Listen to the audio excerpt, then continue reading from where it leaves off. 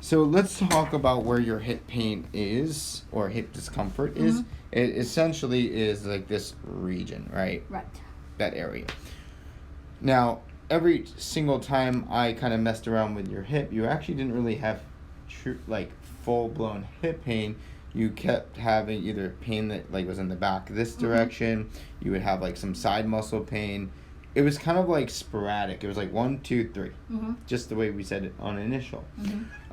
During all your examinations, you had a little discomfort of like true hip joint testing, but not something major. Typically, I will also see like when you bend forward, and I have you like bend forward a bunch of times. I will feel for that hip joint to kind of like move. You actually kind of moved, surprisingly. It seems like usually with seated positions, like the hip femur will get like caught up here. I actually don't think yours is doing that in that way, in a positive way. I don't think it's like having that issue. What I do think it is it's like riding higher, like it's kind of like impacted a little bit.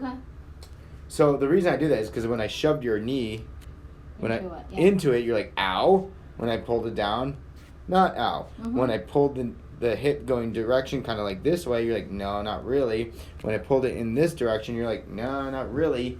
You felt a little bit. By the way, most people like that internal usually have like immediate pain, like kind of like I can like weed things out like very quickly. In your case, I couldn't figure that out right away, so I had to go down another linear line of tests, which were those bunky tests out there. Those bunky tests or stabilizing tests for the hip and the knee. When you're on your back, we're working the posterior chain. We're working the glutes. We're working the hamstring. We're working a lot of the soft tissue, the ligaments behind the knee to see if it's stable. If somebody has an unstable knee, they won't be able to do that. If they have an unstable like meniscus on the inside, you won't be able to do that. Which tells me your ligaments in your knee are fine. I think that's a great thing. So I'm not really going to even talk to you about that because it's not an issue. I don't think it's an issue. But I do think that the inside of your adductors,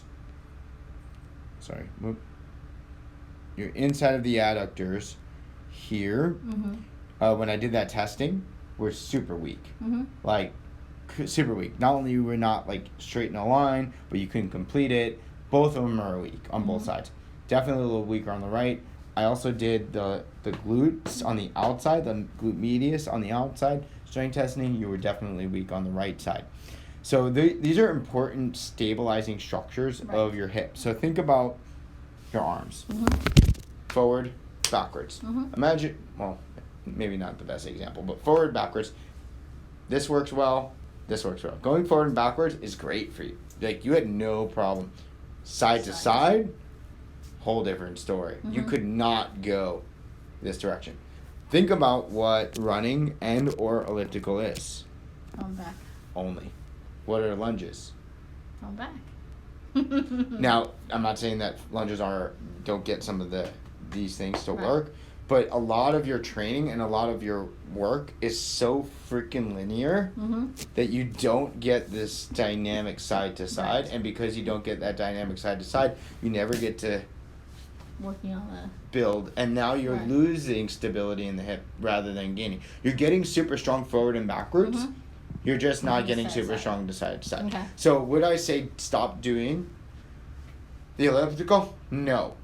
But I bet you, and we can test our theory just like you test your theoretical orientations, right? You can say, hey, I think this CBT will be good for this client, and then you find out after 4 sessions they're doing great, that you were on the right track. If you find out after 3 or 4 that you find like that they're changing, you either switch your orientation or you refer out, right?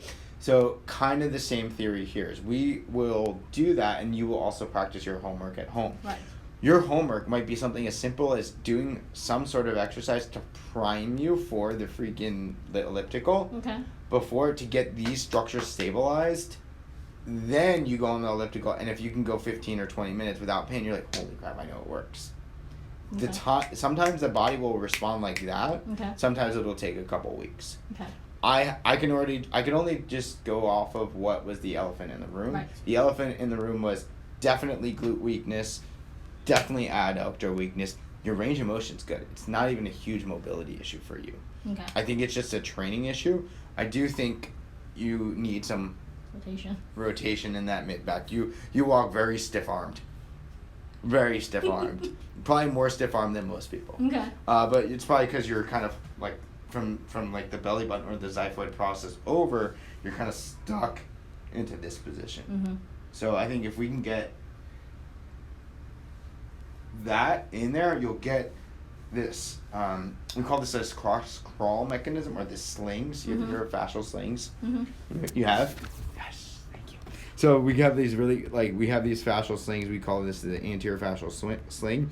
If we can get like X to mark the spot of where we need to start moving, this affects the opposite shoulder. This affects the opposite hip, vice versa. And now we were making, and guess what? The elliptical doesn't do that because you're kind of like this. Mm-hmm. It's like punching bags. Like you do get a little bit of it, and but if you are trying to be a little faster, sometimes that movement goes shorter, and it's more like a little punching bear, versus a full range of motion. A full range. So I would say that I much rather you, for the upper body. I'm not gonna say change your technique, because then that would change our theoretical orientation there. But I would just say, let's give you some more mobility that increases your thoracic rotation, opens up this area, and I could just tell you without even touching your T-spine, like without even like putting my hand up your spine, like you just by your movement, you're just like walking. I'm exaggerating, of course. You had a little bit of this, but and just by that, like I really feel like you'll gain a lot of stability, and it won't take that long. So, and that would make sense maybe to some extent why the hip may be jamming is because you're doing so much pounding, and now you don't have you're taking two of the four, half of the groups that are weak. Half of the groups are strong. You were definitely strong on going back. I was like, this is easy for you, but definitely the sides were not. Totally not. So.